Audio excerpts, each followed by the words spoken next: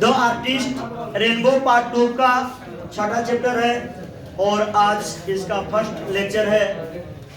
The artist जो है Shiga Noah के द्वारा लिखा हुआ है।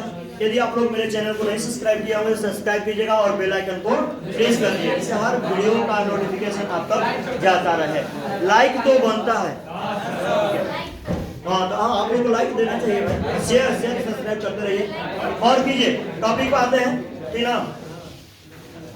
द आर्टिस्ट जो है सीगा नोया के द्वारा लिखा हुआ ये चैप्टर है। ये जापानीज राइटर है। कहाँ के लेखक है? जापान के। देखिए सीगा नोया 1883 1971 यानी सीगा नोया जो थे 1883 में जन्मे थे और 1971 में डेथ कर गए। ठीक है। Shiga Naoya is a celebrated Japanese short story writer of the 20th century. गौर कीजिएगा, सीगा नोया जो थे 20वीं सदी के छोटे कहानियों के या मशहूर जापानीज लेखक थे। लेखक हैं कहाँ के? यानी जापान के हैं, लेकिन 20वीं सदी के मशहूर लेखक हैं छोटे कहानियों के लेकर के। He wrote very sensitively about his people and their culture.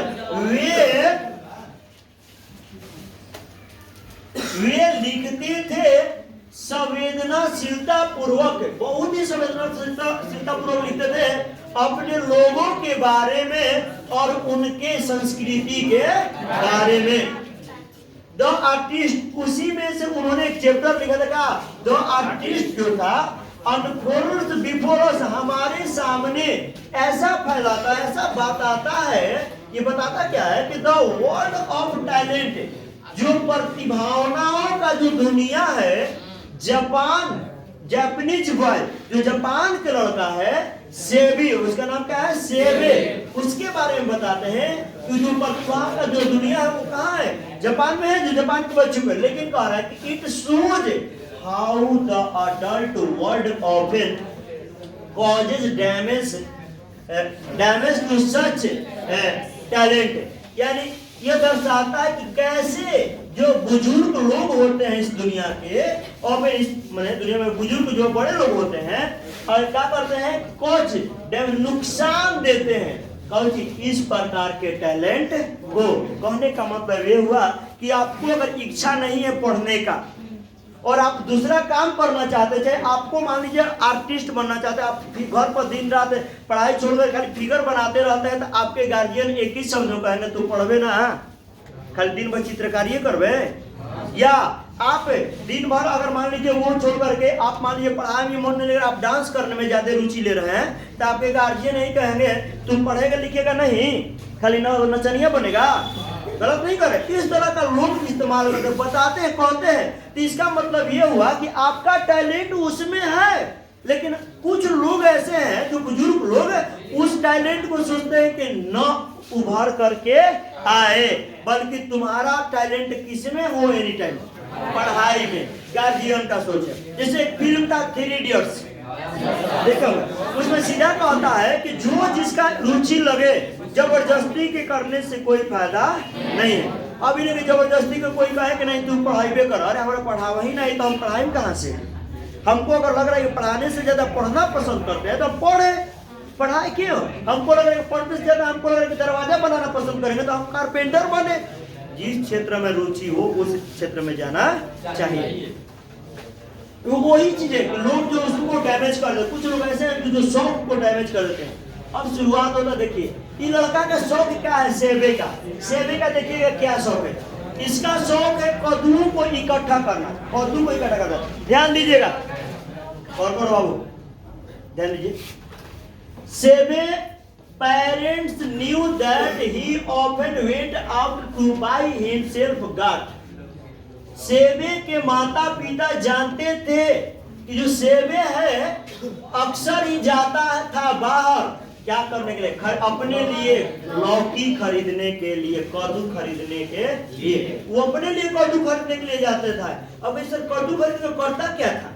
आप लोग अगर आप लोग इस जनरेशन को हम लोगों के सर्किल टाइम का जो समय था, हम लोग से और पूर्वज के लिए, कि पहले क्या होता था कि कद्दू को लोग सूख जाता था तो उसको ऊपरी हिस्सा को काटते थे और उसमें कर बिया निकाल देते थे, खाली हो जाता था, ठीक है। अब उसमें लोग क्या करते थे, कुछ कुछ सामान रख करके घर में टांग देते थे, ऐसा लोग करते थे। या पहले देखे हुए ऋषि मुनियों को इसे कमंडल लेते हुए, वो कमंडल पीतल का नहीं होता था, लकड़ी जैसा लगता था, बाहर से काला काला दिखता था। वो जो होता था वो कद्दू का ही बनता था। किसका? कद्दू का। बाद में लकड़ी उकड़ी का बना, उसको तुमड़ी भी लोग कहते हैं, कुछ लोग क्या कहते हैं, तुमड़ी भी लोग कहते हैं। ध्यान दीजिएगा, ये लड़का क्या करता था, वही कद्दू को इकट्ठा करता था। He got them for a few cents and soon sizable collection। वो क्या करता था, कुछ ही सेन में, कुछ ही रुपयों में क्या करता था, कुछ पा लेता था उन कद्दुओं को। इस तरह से जल्दी एक बड़ा संग्रह कर दिया। किस चीज का? कद्दुओं का। अपने घर में बड़ा संग्रह कर दिया, एक रूम में ऐसी कद्दू रखता था, उसमें काम करता क्या था। When जब he came home, जब वो घर आता था, सेवी जब घर आता था, he would first, शुरू में, bore a neat hole in the top of the guard, यानी गार्ड के ऊपर साफ एक बिल करता था, साफ सुथरा एक बिल करता था। और कौन सी करता? एक्सट्रैक्ट द सीड, बीजों को निकाल देता था। बिल कर करके उसमें जो बीज होते थे, बिया होते थे, उसको क्या करता था? निकालता था। Then नेक्स्ट आगे he applied tea leaves to get rid of the unpleasant guard smell। तब जाकर ऊपर करता था आगे कि वह जो था चाय के पत्ती को ले करके उस पर रगड़ता था। काहे रगड़ता था? कि जिससे कद्दू का जो गंध है, उस गंध से बच सके। बचने के लिए, उससे छुटकारा पाने के लिए उस कद्दू को क्या रगड़ता था? चाय के पत्ता को रगड़ता था। यही नहीं, बल्कि यहाँ तक ये कहा है कि he then fetched the sack which he had saved up from the dregs in his father's cup and carefully polished the surface।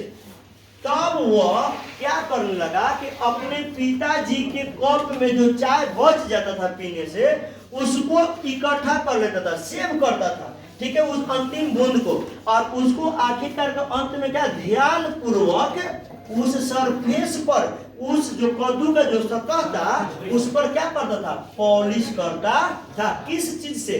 जो कप में चाय बचा रहता था ना, उस बूंद को इकट्ठा कर उसी से रगड़ता था। उसका कलर जो है अलग कलर दिखाई दे, मैंने कहने का मतलब उसमें लाइट आ जाए, ये काम करता था।